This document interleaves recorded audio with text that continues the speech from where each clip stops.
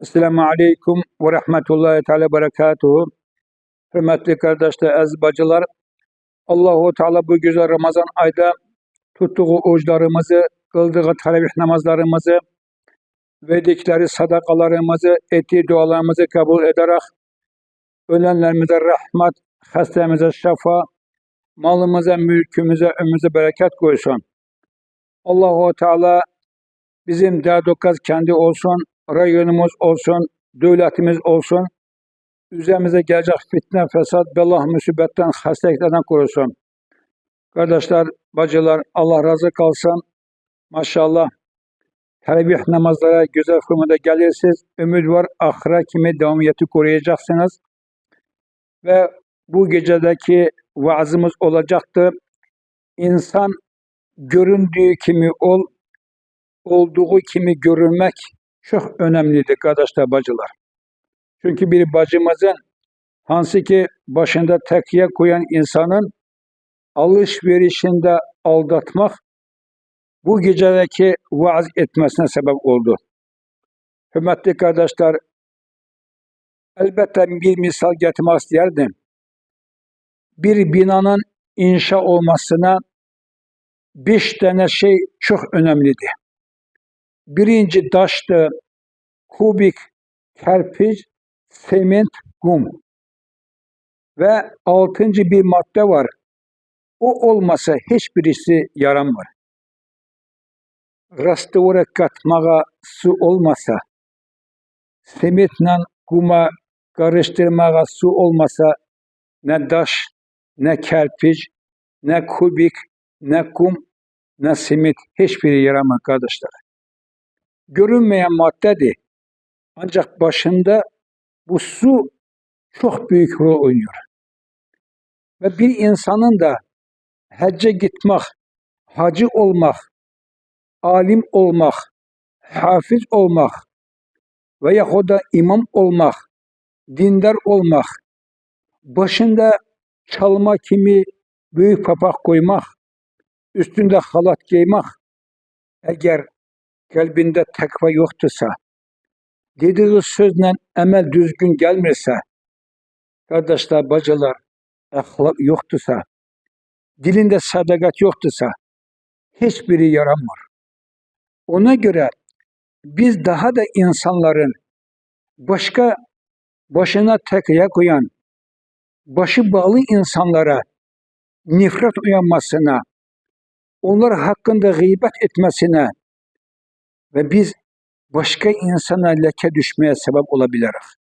Bu da Allahu Teala'nın Kur'an'da münafık diye iki yüzlüler hakkında Kur'an'da sure var kardeşler, bacılar.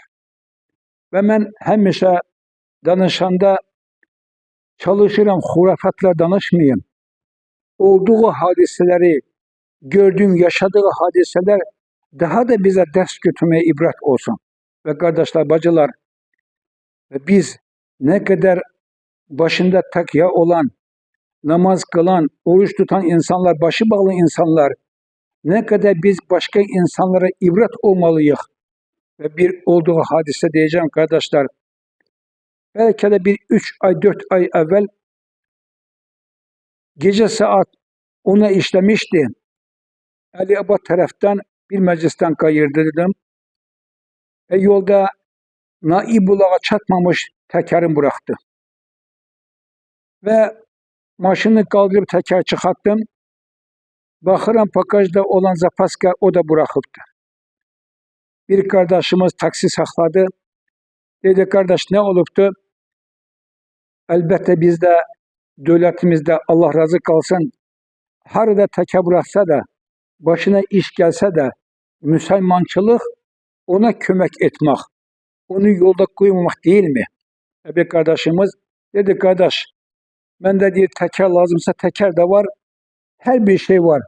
Seni yolda koymaram. Ve dedim, kardeşim, hiçbir şey lazım değil. Ancak bende zapaska, o da bırakıptı. Seher'e kimi bir zapaska varsa verirsen eve çatarım. Seher Allah koysa saat 9'da bet gelip tekeri çatırarım. Elbette senin iş yerin belki de Pazara düşen küç var. Orada maşınlar hemen cergede durursan belli değil. Kardeşler ondan teker götürdüm. Tekeri de saldık.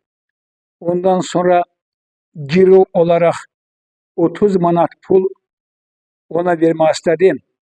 Vallahi kardeşler, bacılar, esas dikkat çekesi bu 2 dakikalık andı. Neylesem de o pulu götürebilmedim. Dedim, ay kardeş, sen ki beni tanımırsan, sen bana nice inanırsan, sana inanmıram ben diyor. Ancak diyor, başında koyduğu o tekkeye inanacağım diyor. Tekke senin namaz kılan insan olduğunu, dindar insan olduğunu diyor. Bu bir simbol değil mi diyor. Eğer siz tekkeye koyan insanlar da diyor, yalan danışsanız diyor, dediği sözle emel düz gelmese diyor, başka cemaat daha diyor, neylesin diyor. Kardeşler, bacılar, vallahi mehatte kaldım. Dedim, ay kardeş, hakikaten benden çok hürmeti başında koyduğun tekke kazanıptı. Kardeşler, bacılar, ve bize ibret olsun diye diyorum ben. Sen başında takviye koyup, sen o güzel libası giyip, başına hicab bağlayıp, yağlık bağlayıp, eğer sen dediğin sözün üstüne durmursansa, eğer sen dilinde sadakat yoktursa, eğer ona layık değilsense, sen minlerle insana nifret uyanmasına, onların arasında olan o hürmet, o inamı, güvenin itilmesine sebep olabilirsen. Bu da kardeşler, bacılar, münafık demek elbette Uhud gazavatta, hansı ki Peygamber Aleyhisselam'ın başında olduğu o sahabelerin içinden de min neferden, hansı ki yanında olan sahabe kimi gören insanlar, dindar kimi gören insanlar, 300 nefer Peygamber Aleyhisselam'a karşı dayandılar. Ve münafık demek onlar da münafıklar değil. Ancak tövbe ettiler. Ancak biz insanların gözünde dindar kimi gösterip ve dinimizde vaaz eden insanımız var. Ancak bizim dilde olan sözümüzle amelimiz düzgün gelmezse bu münafık ameli olmaz mı bacılar, kardeşler? Çünkü iki yüzlük ne demekti? Senin emelde başkasan, sözünde başka insansan. Ve Allah-u Teala bizi o münafıkların cergesinde, hansı ki en aşağı mertebede olacak insanlar cehennemde diyor, elbette münafıklar diyor. Allah-u Teala bizleri onlardan korusun. Ve biz inşallah Rahman bu sohbetten sonra inanırım ki bazı insanlar daha da dediği söz olsun, verdiği söz olsun, terazide olsun, algı sıhhatında olsun, her bir yerde o yaylığa layık, o üstünde başına koyduğu tekya papağana layık emelde olasıyız. Allah-u Teala bizi iki yüzlü insanlardan korusun. Vallahi kardeşler, bacılar, biz inanmamızı yitirirsek tek özüme leke değil, ne kadar başına tekya koyan, ne kadar hacca giden insanlar, ilim okuyan insanlar, başı bağlı insanlara, onlara karşı nifret uyanmasına sebep olabilir. Gıybet olmasına sebep olabilir. Allah-u Teala bizi onlarda korusun ve Allah-u Teala bir daha bizim içimizde analiz veren kardeşlerimiz, bacılarımız var. Allah'ım onlara da sevindirici cevap vermeye kısmet eyle. Bizleri de onlara muhtaç eyleme.